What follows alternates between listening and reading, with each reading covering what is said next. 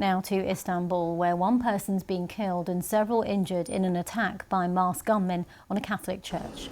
The shooting happened at the Church of Santa Maria during Sunday morning mass at around 11:40 local time. This is the moment the masked gunmen were on their way to the church. Turkey's interior ministers condemned the vile attack and said that investigations begun. Police are still searching for the suspects. Our chief international correspondent Ola Guerin spoke to us from the Church of Santa Maria.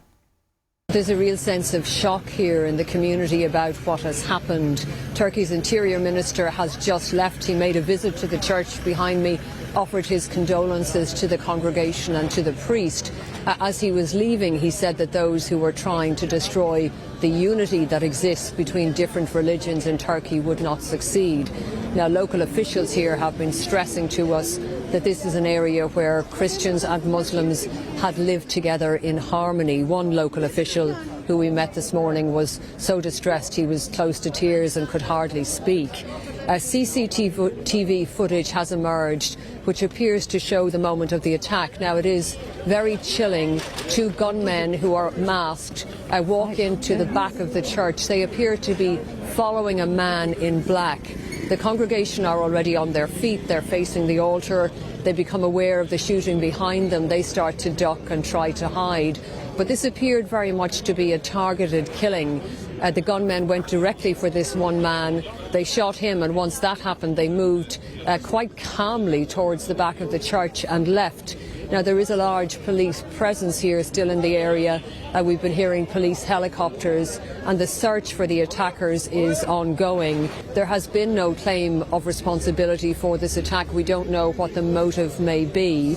Attacks like this on Turkey's Christian minority are rare. They have happened in the past, but they are a rare occurrence. So, Ola, as you're saying there, police continue to search for the suspects. Do we know any more about the scale of that police operation?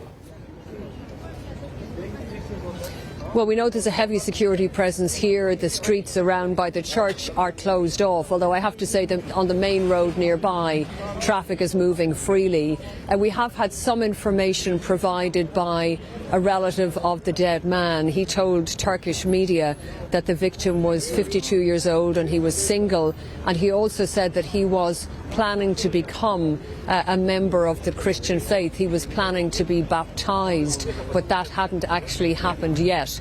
Beyond that, we don't have information, much more information about the victim himself or about the attackers. But I should say that at the end of last year, the authorities here in Turkey arrested 29 people who they said were connected with the so-called Islamic State. And they said that these people had been planning to carry out attacks on places of worship here in Istanbul for both Christians and Jews. But as I say, at this stage, we have no information about whether or not this attack is connected with any particular group. Our senior international correspondent, Ola Guerin.